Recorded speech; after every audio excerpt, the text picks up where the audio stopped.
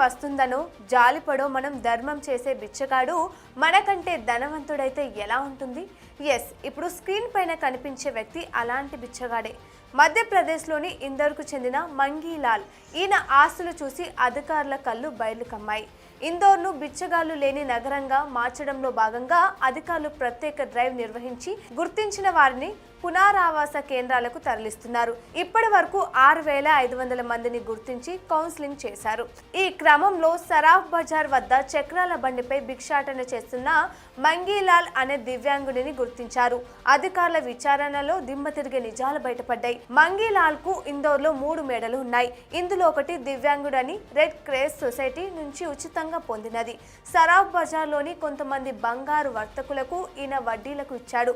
ఇందోర్ దాటితే సొంత car switch drive ను వాడతారు. దీనికి డ్రైవర్ కూడా ఉన్నారు. 3 ఆటోలు కొని అద్దెకు తిప్పుతున్నాడు. మంగీలాల్ గురించి మరింత లోతుగా దర్యాప్తు చేసినట్లు అధికారి దినేష్ మిశ్రా తెలిపారు.